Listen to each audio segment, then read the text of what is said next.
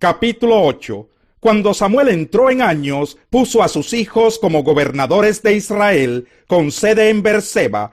El hijo mayor se llamaba Joel, y el segundo Abías. Pero ninguno de los dos siguió el ejemplo de su padre, sino que ambos se dejaron guiar por la avaricia, aceptando sobornos y pervirtiendo la justicia. Por eso se reunieron los ancianos de Israel y fueron a Ramá para hablar con Samuel. Le dijeron: tú has envejecido ya, y tus hijos no siguen tu ejemplo. Mejor danos un rey que nos gobierne, como lo tienen todas las naciones. Cuando le dijeron que querían tener un rey, Samuel se disgustó. Entonces se puso a orar al Señor. Pero el Señor le dijo: considera seriamente todo lo que el pueblo te diga. En realidad no te han rechazado a ti, sino a mí, pues no quieren que yo reine sobre ellos. Te están tratando del mismo modo que me han tratado a mí desde el día en que los saqué de Egipto hasta hoy. Me han abandonado para servir a otros dioses. Así que hazles caso, pero adviérteles claramente del poder que el rey va a ejercer sobre ellos. Samuel comunicó entonces el mensaje del Señor a la gente que le estaba pidiendo un rey.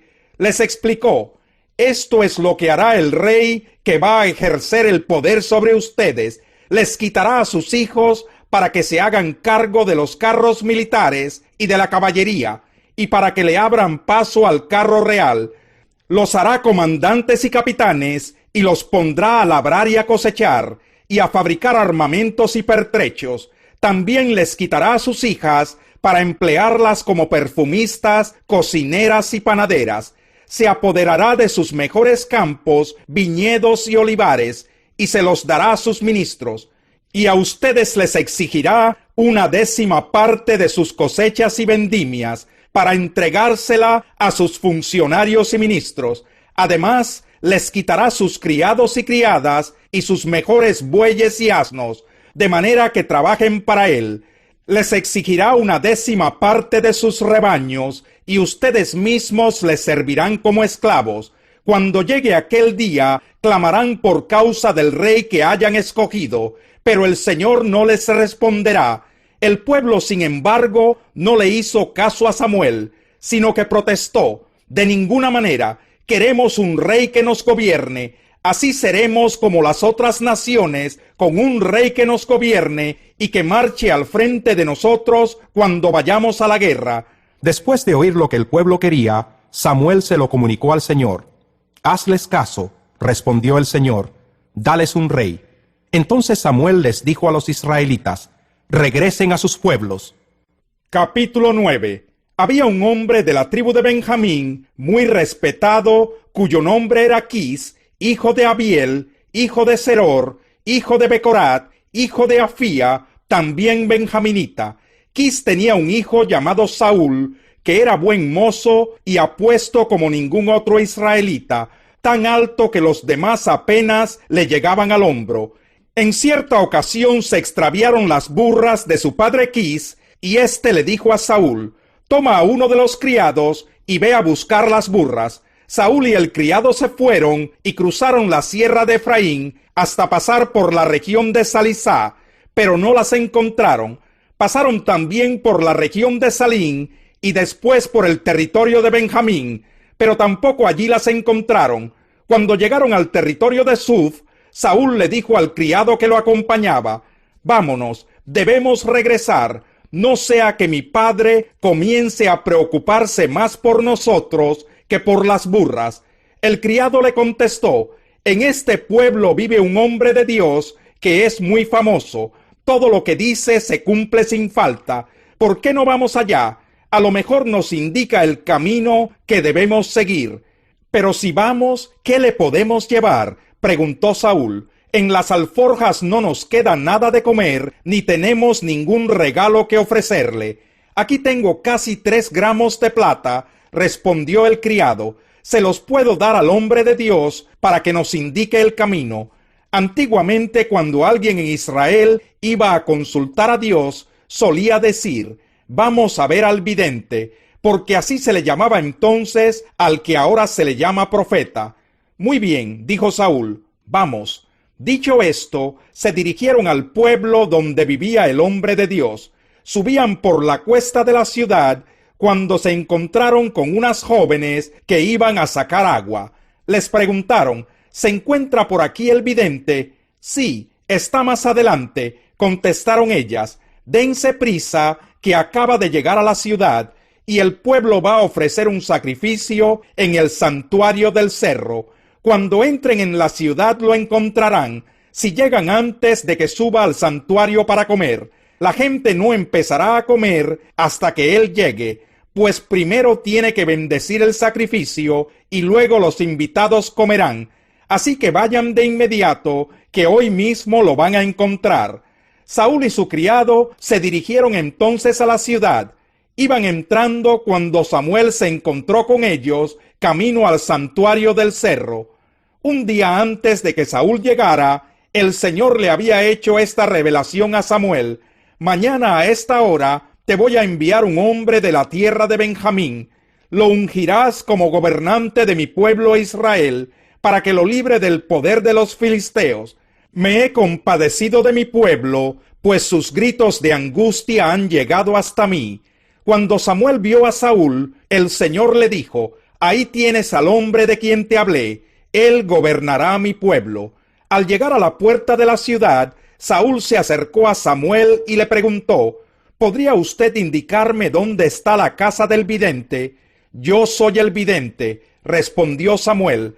Acompáñame al santuario del cerro, que hoy comerán ustedes conmigo. Ya mañana, cuando te deje partir, responderé a todas tus inquietudes.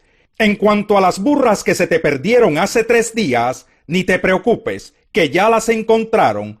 Y agregó: lo que Israel más desea no tiene que ver contigo y con toda la familia de tu padre.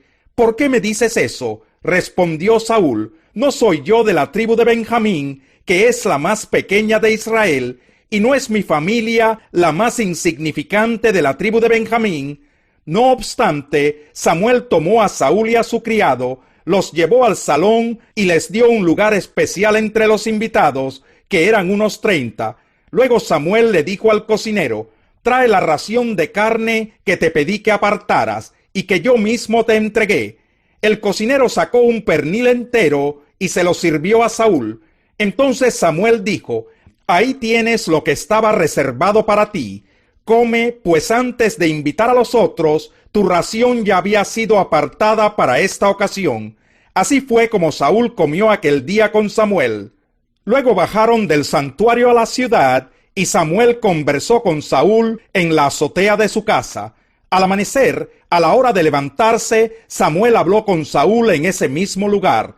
Levántate, le dijo, ya debes partir. Saúl se levantó y salieron de la casa juntos. Mientras se dirigían a las afueras de la ciudad, Samuel le dijo a Saúl: dile al criado que se adelante, pero tú quédate un momento, que te voy a dar un mensaje de parte de Dios. El criado se adelantó. Capítulo 7. Hermanos, les hablo como a quienes conocen la ley. ¿Acaso no saben que uno está sujeto a la ley solamente en vida? Por ejemplo, la casada está ligada por ley a su esposo solo mientras éste vive, pero si su esposo muere, ella queda libre de la ley que la unía a su esposo. Por eso, si se casa con otro hombre mientras su esposo vive, se le considera adúltera, pero si muere su esposo, ella queda libre de esa ley, y no es adúltera aunque se case con otro hombre. Asimismo, hermanos míos, ustedes murieron a la ley mediante el cuerpo crucificado de Cristo, a fin de pertenecer al que fue levantado de entre los muertos.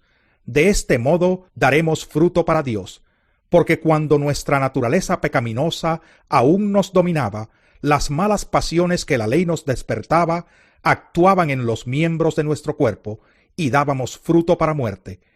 Pero ahora, al morir a lo que nos tenía subyugados, hemos quedado libres de la ley, a fin de servir a Dios con el nuevo poder que nos da el Espíritu, y no por medio del antiguo mandamiento escrito. ¿Qué concluiremos? ¿Que la ley es pecado? De ninguna manera. Sin embargo, si no fuera por la ley, no me habría dado cuenta de lo que es el pecado. Por ejemplo, nunca habría sabido yo lo que es codiciar si la ley no hubiera dicho: no codicies. Pero el pecado, aprovechando la oportunidad que le proporcionó el mandamiento, despertó en mí toda clase de codicia, porque aparte de la ley, el pecado está muerto. En otro tiempo yo tenía vida aparte de la ley, pero cuando vino el mandamiento, cobró vida el pecado y yo morí. Se me hizo evidente que el mismo mandamiento que debía haberme dado vida me llevó a la muerte, porque el pecado se aprovechó del mandamiento, me engañó y por medio de él me mató. Concluimos pues que la ley es santa y que el mandamiento es santo, justo y bueno. Pero entonces, ¿lo que es bueno se convirtió en muerte para mí? De ninguna manera. Más bien fue el pecado lo que, valiéndose de lo bueno, me produjo la muerte. Ocurrió así para que el pecado se manifestara claramente, o sea, para que mediante el mandamiento se demostrara lo extremadamente malo que es el pecado. Sabemos en efecto que la ley es espiritual, pero yo soy meramente humano, y estoy vendido como esclavo al pecado. No entiendo lo que me pasa, pues no hago lo que quiero, sino lo que aborrezco. Ahora bien, si hago lo que no quiero, estoy de acuerdo en que la ley es buena, pero en ese caso ya no soy yo quien lo lleva a cabo, sino el pecado que habita en mí.